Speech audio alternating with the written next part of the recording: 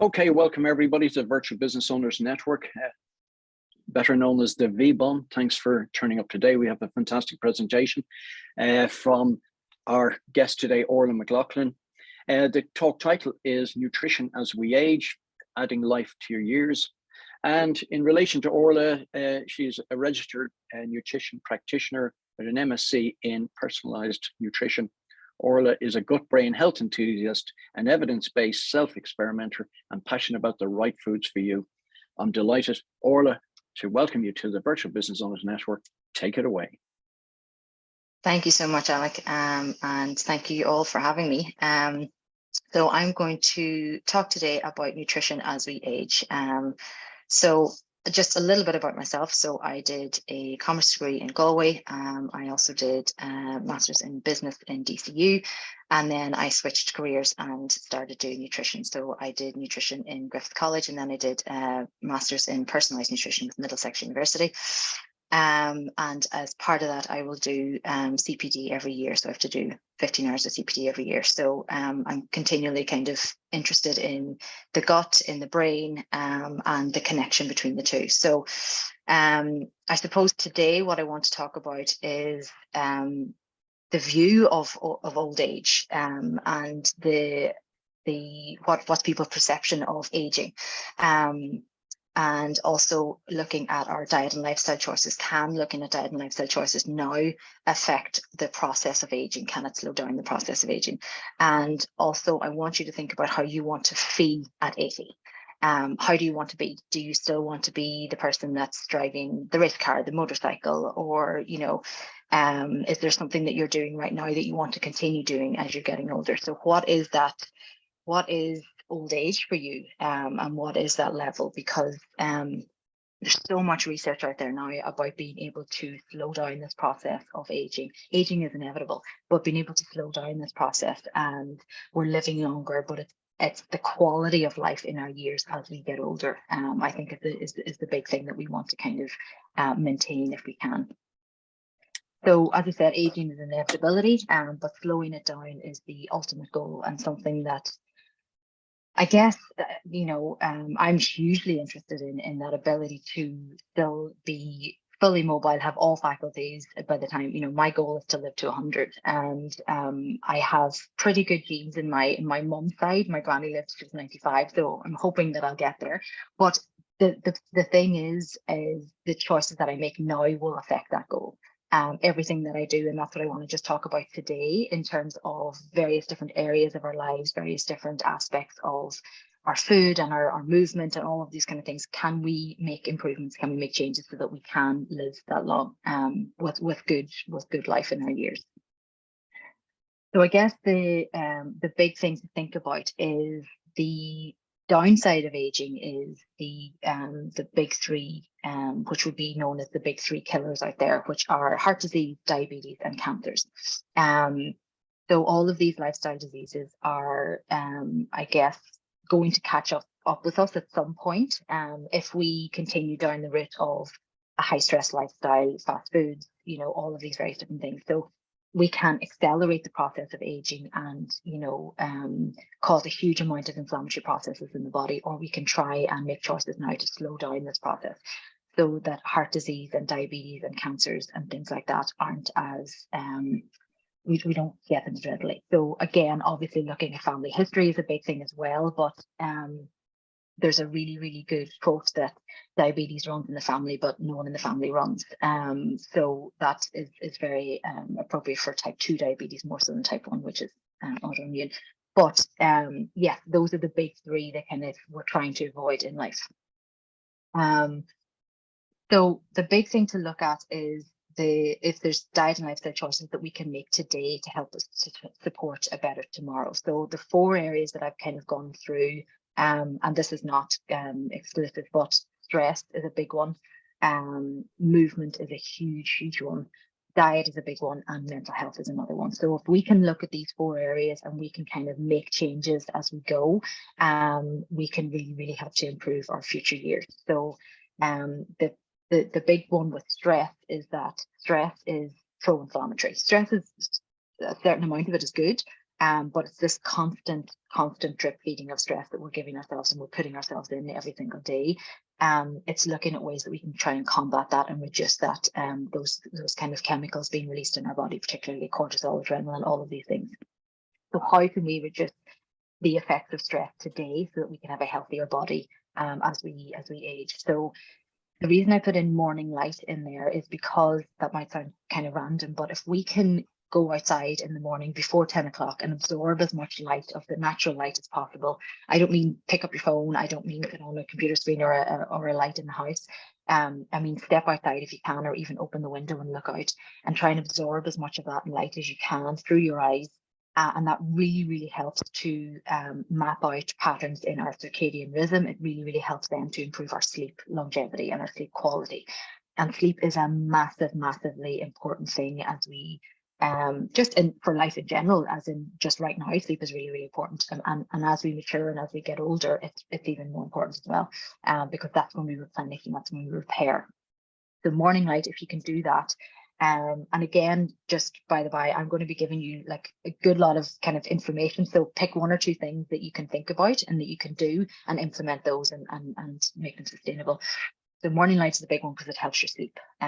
Meditation is a massive one as well. If you can try and incorporate that, again, there's loads of apps, there's loads of things on YouTube, very good things out there for meditation, which has been shown to reduce that inflammatory process, to kind of calm the body down, regulate your nervous system. So if you can incorporate that, even like 5 minutes a day has been shown to be beneficial. Various different breathing techniques are out there as well. Again, really beneficial to reduce that stress in the moment, particularly. So if you find yourself in a really stressful position, if you can kind of step outside for 2 seconds and take a few breaths and then regroup, it really helps you to kind of combat all of that in the moment. Journaling can be really effective. Writing everything down, getting it out of your head. Nature activities, being in nature as well. There's been loads of research done on that, and like just literally being in the forest, being in the woods, really good for that stress reduction as well. Movement. If anyone is really interested in longevity and in movement, I would encourage you to look up Dr. Peter Attia, and I'll put it in the chat box after. He's an MD, but he's an absolutely fantastic guy to listen to. He's loads of podcasts, and he's actually got a book out now at the minute called Longevity, but he goes through loads and loads of different things, and particularly movement that is really beneficial for as we get older. So I've written down a few things that he has mentioned, but grip strength is one of those things that's so fundamentally important for the quality of life as we get older. So if we can improve our grip strength and keep it really good, and we can practice that now, we have a huge chance of making our lives a lot better as we get older. Deadlift exercises, again, that's another one to really help with grip strength. But the biggest thing to be thinking about there is building muscle mass. So interestingly, I think the stats are like between 3 to 8% of our muscle mass declines after the age of 30, which is, every decade. And that's even more so at the age of 60. So after 60, then the 3 to 8% is higher. So it's really interesting to know how much muscle mass we're actually using or losing as we mature and we get older. So the point of now and preventing all of that is being able to maintain that muscle mass. Maybe not necessarily grow it more, but maintain it and keep it strong. And so all of these kind of exercises can help. So definitely looking at things like grip strength, deadlift exercises, dead hang, which again is just literally, hanging from a bar, and you'll have seen that on various different programs where they hang in a bar over water and stuff like that. But the point of that exercise is really beneficial. It's essentially a really good stretch as well. So it stretches out all your muscles and your tissue and everything else, because as we kind of get older and we don't move, we tend to kind of curl up and we get smaller, and so it's trying to keep everything stretched as well and open up. So dead hang is really important for that. And squats, fundamentally one of the best exercises ever. But think about that as you're getting older. You'll be getting in and out of chairs, you'll be moving around, and being able to still squat correctly is absolutely fantastic because of just all of the movement that it gives you, the flexibility. So I'm going to go on to diet next, but I just think this is a really just interesting kind of quote. So every time you eat or drink, you're either feeding disease or fighting it. So just to make that connection about the foods that you're actually putting in your mouth is very, very beneficial, or it can be detrimental depending on what you're putting in. So again, just thinking about the connection there between what you're eating and how you're feeding. So diet. So if there's anything that we can do, and I'm going to talk about like specific nutrients now in a minute, but if there's anything that I would say, if you can just pick one or two of these things that you can do, would be hugely beneficial. So the biggest thing to reduce, as I said, that slow, the decline of muscle mass, you want to be trying to incorporate these things into your diet as much as you can. So removing or reducing processed sugars, huge one. Next one, if you can, remove seed oils. Very, very pro-inflammatory. They're not in any way beneficial for your health at all in terms of heart health, joint health. Again, when I talk about inflammation, I'm talking about anything that can kind of get sticky or cause pain within your arteries. And again, joints are a big one, all of those kind of things. So thinking about arthritis, thinking about your movement. So removing oils, you'll find them if you actually look at a lot of processed foods, or you look at the packaging and the labeling, you'll find all of these oils. You'll find rapeseed, sunflower, canola oil, peanut oil, soy oil, whatever. So if you can, remove them as much as possible. Cook with like good fat oils, olive oil. You can cook with butter, tallow, all of these various different things, lard even, depending. I'm not going to say that's out of context. But limit alcohol, again, really, really important. And if you smoke, removing cigarettes as well from your life if you can, because again, very, very detrimental to the inflammatory process. Now, specific nutrients, again, these are all, there's quite a, this is not an exhaustive list, but there's quite a lot here. But things like vitamin A is a fat soluble vitamin, really, really important. So again, you're looking at things like real butter, really, really good. Fish, liver, green leafy vegetables, egg yolks, all of these kind of things. You get vitamin A as well in the form of beta carotene from things like carrots, but we need the enzyme to convert that to retinol. So again, making sure anytime that you're having anything with vitamin A in it, any kind of vegetable, have it with a fat. It's fat soluble. So if you're making, this is why I have a big thing with like, Weight Watchers and Slimming World, is they don't use oils when they make soups or anything like that. You're not getting any vitamin A out of that. So if you put carrots into your soup, you're not really getting any benefit. So if you mix it with a little bit of an oil, an olive oil, and cook down your carrots, you'll then be able to absorb a lot more of the vitamin A. So vitamin A is fat soluble. Vitamin C, again, for immunity, really, really important to get vitamin C in lots and lots of fruit and vegetables. A lot of vegetables as well, not just fruits. So think about that one. Vitamin E, again, is a fat soluble vitamin. So again, try and take it with fat. Again, you're taking it with things like, if you have almonds, they have vitamin E. If beef, egg yolks, nuts and things like that as well, they'll be a fat, so you'll absorb it. Zinc, really, really good. Zinc you'll get mostly in seafood. But again, you get it in eggs, liver, oysters, beef, lots of different things. Zinc is really, really beneficial for skin health, for your immune system and things like that as well. Vitamin C, incidentally, really important for the production of collagen. So collagen, as we get older, the elastin in our skin kind of gets a little bit weaker. So again, trying to make sure that we have collagen and vitamin C really, really helps to improve the vitality of that skin. And then our B vitamins, so vitamin B2, B12, again, mostly you get B12 in meat sources, folic acid again, which is B9, really, really important. So think about B vitamins are for energy. You get a lot of them from whole grains, you get a lot of them from lots of different fruits and vegetables as well, but really, really important for our energy as we continue. Vitamin D, again, is a fat soluble vitamin. So again, having it with, so if you're taking a vitamin C supplement or vitamin D supplement, make sure that you're taking it with a fat, if there's fat in your meal or something like that. Vitamin D, really, really important. Not as important now because we're getting a little bit more from April to September. We get a little bit more from the sunshine, but from September round to April again, we don't get a huge amount here in Ireland in terms of our positioning and the latitude with the sun. So really, really important to either get checked or put in a supplement. Again, you'll get it in 4 to 5 foods, but one of those things that is really, really important to have in the diet. And they say that around 50 millimoles is optimal, but I would even push for higher than that. Between the research says between 75 and 90 to stave off things like Alzheimer's disease. If there's any of those kind of neurodegenerative diseases in your family, really look at vitamin D now and make sure that your vitamin D levels are pretty good. Collagen, really important thing for muscles, for joints, for all of that kind of connective tissue, and to cushion all of these joints as we get older.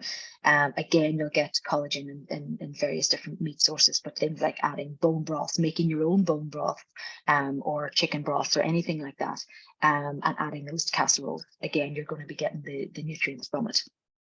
Magnesium is a mineral, really, really good for relaxation, all of that kind of stuff, for calming anything in the body that spasms. So if you have like irritable bowel, if you have high blood pressure, if you have migraine headaches, and there's various different forms of magnesium, so that really, really helps to calm things down.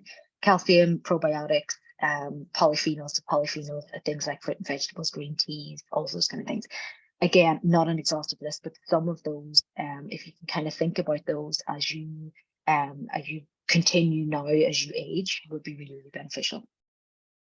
In the mental health category, again, things that we can do now to safeguard our mental health for a brighter future would be things like making sure that you're part of a community, or making sure that you have friendships, relationships, and any kind of self-care that you can do to really, really help improve your own mental health, whatever that looks like for you, whether it's going for a walk every day, whether it's meeting up with a friend once a week, whether it's going for a coffee, whatever that is for you.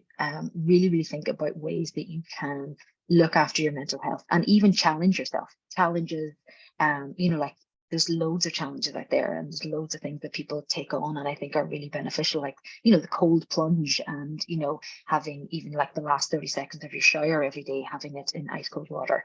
Those kind of things. Challenge your body, challenge your mind, is really, really going to be fantastic for, because you're rewiring neural circuits in the brain as well. So it can be really, really helpful as you get older to keep your mental health in check, And in summary, I just want you to think about, there's loads of different ways that you can kind of look at this, but I want you to think about, how do you want to feel? How do you want to feel when you're older? What is that for you? No one really wants to feel like they're a burden on someone. No one really wants to feel like they're sitting in a chair looking at the window. No one wants that. So what is it for you? And what can you do now to help yourself attain that or get that as you get older? So what steps can you take today for a better tomorrow? Think about your current stress. Think about your movement. Think about your mental health, your diet at the moment. Think about those 4 things that I've just mentioned. And is there 1 or 2 things within each of those that you can kind of take home and go, I might maybe try that, because you're not going to do everything. No one is. So if there's 1 or 2 things there that you kind of resonated with you, if you can take that, would be great.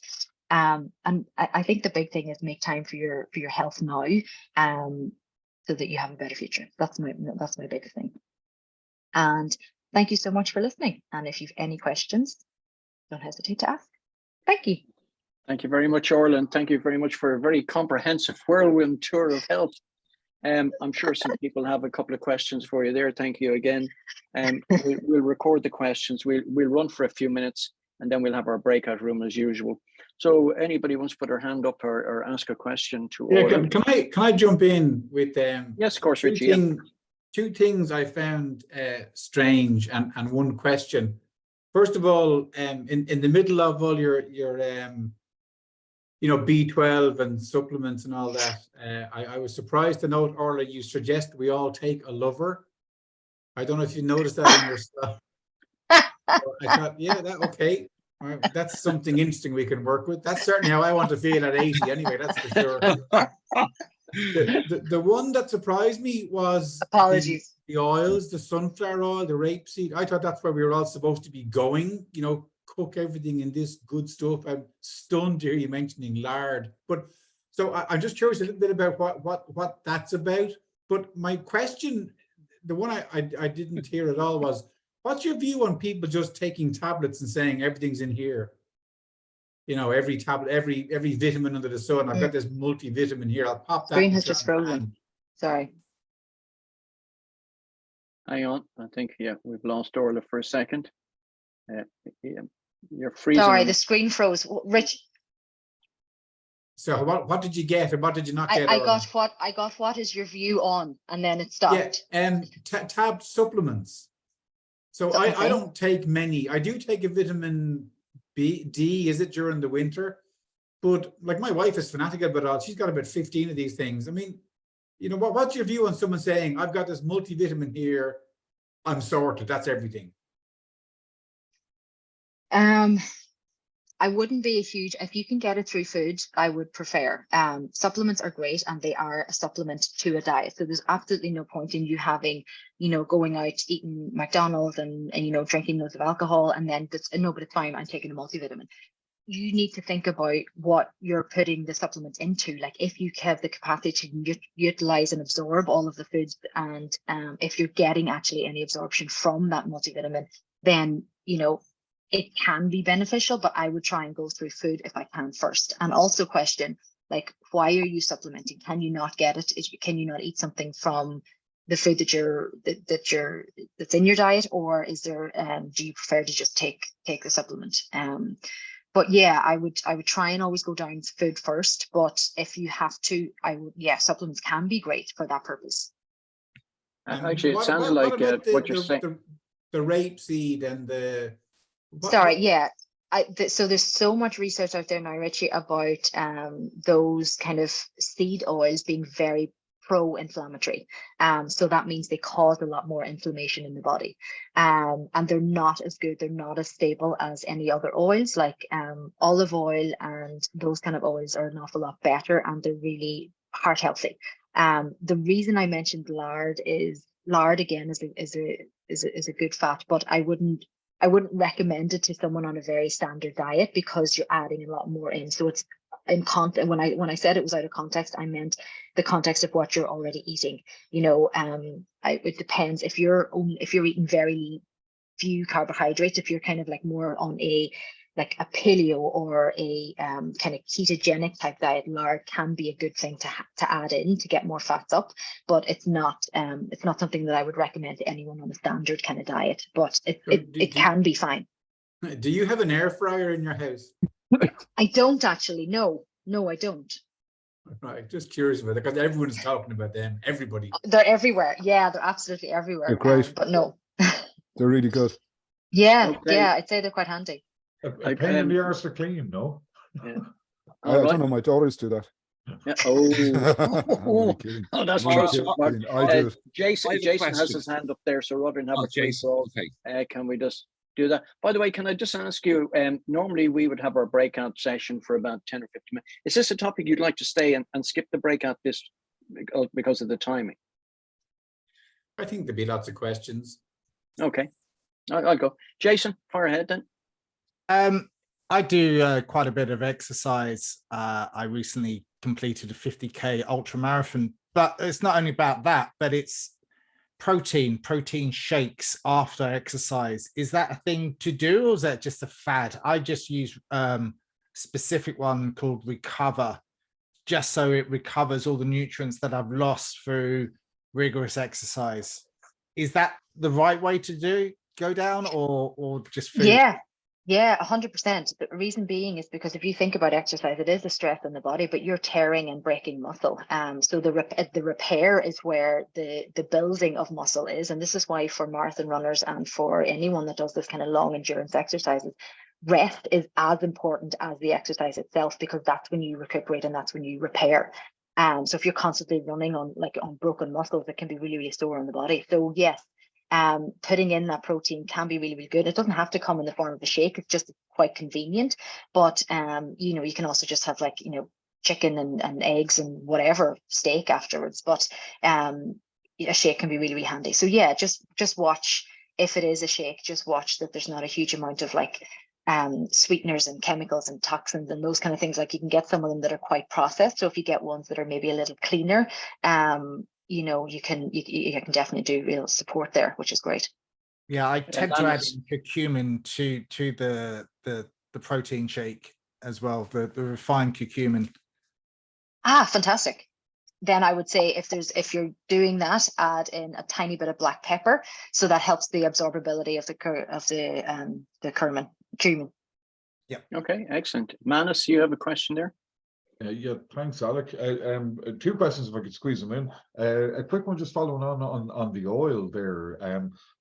My understanding of that, rightly or wrongly, is that kind of frying foods in oil, that the oil denatures with the temperature or something like that? Is that what causes the problem? Yeah, and I think it is in the production process. I think you're right. I think it is the heat when you because they smoke quite like that smoking point, it's called. And that can cause an awful lot of these chemicals to be released then, and then you're ingesting an awful lot of these in with the food as well. So if you want more information, it would be better to direct you is I know. I was just, well, actually, what tweaked my interest there was you mentioned inflammatory. So yes, like I've an inflammatory arthritis. okay. I think you mentioned arthritis as well. I'd never heard oils mentioned before. I'd heard tomatoes being mentioned for inflammatory arthritis.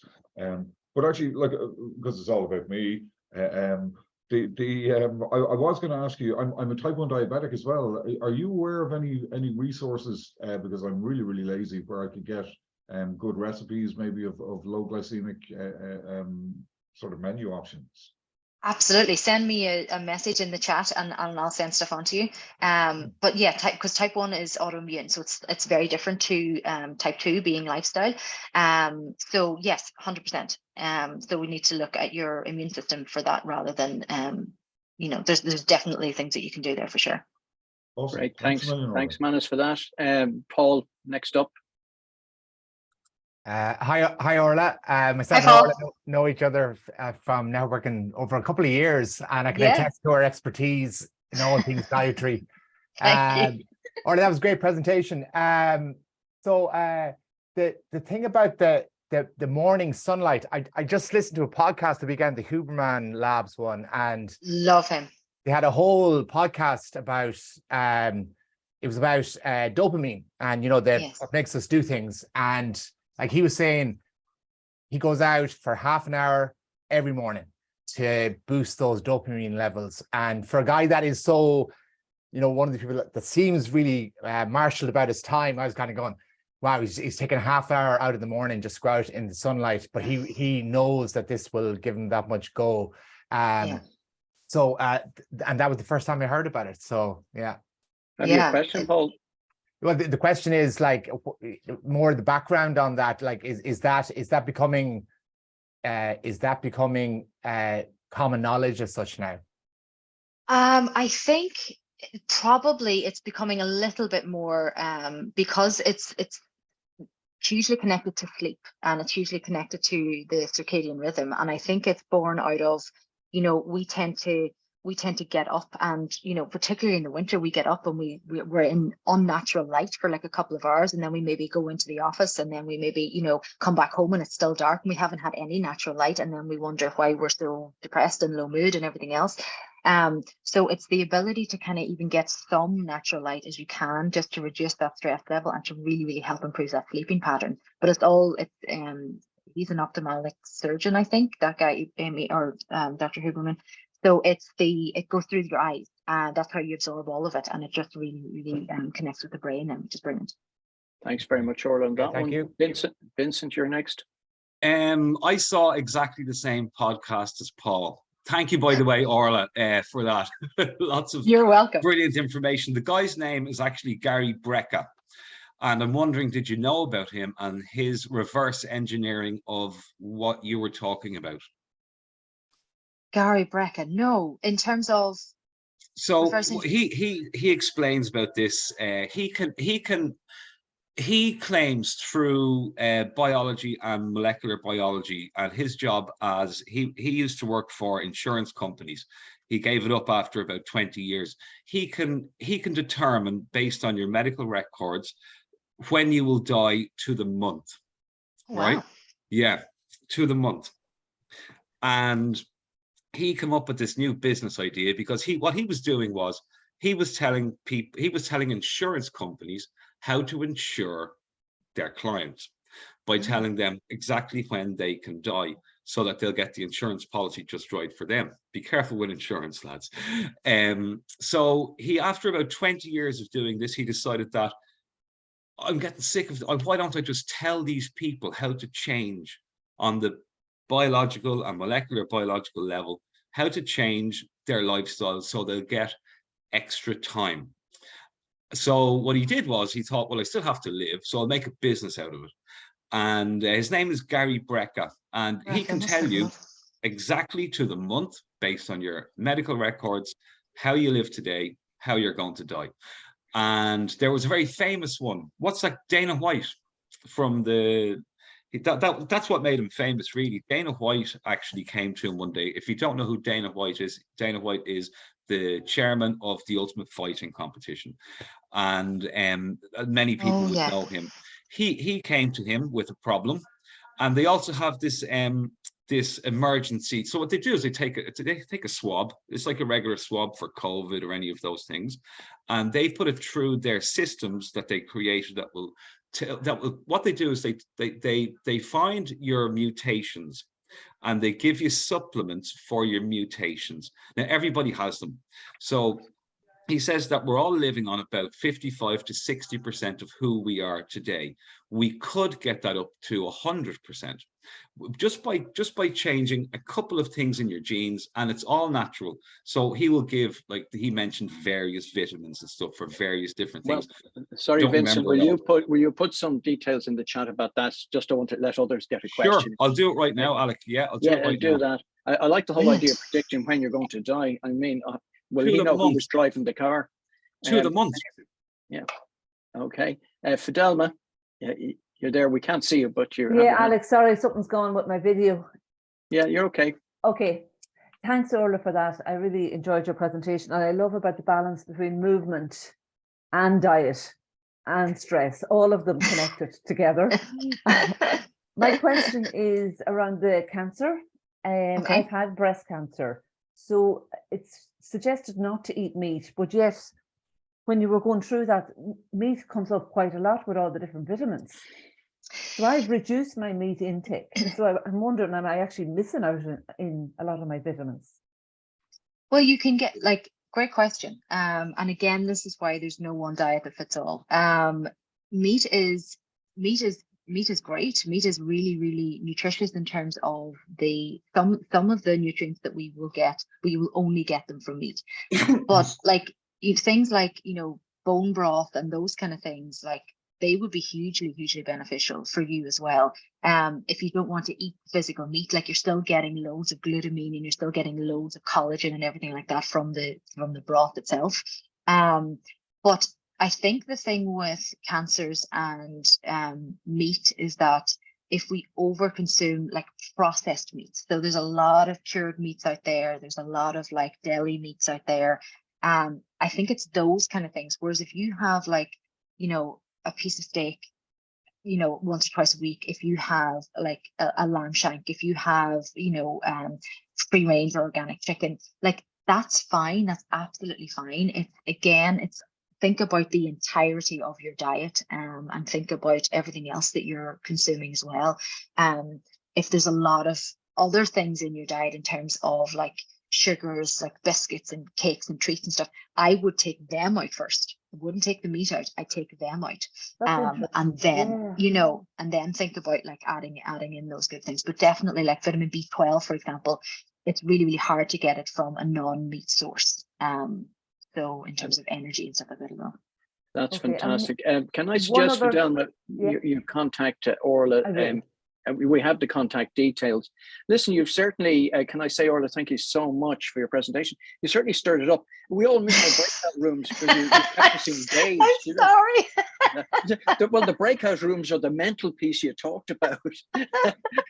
But no, thank you so much. Thank you so much. And we hope to see you again. Thank you for having me. You put your links in. I'm going to stop recording now and I'll put that up. So thank you. Can we have a round of applause for Orla? Thanks, Orla. Fantastic. Fantastic.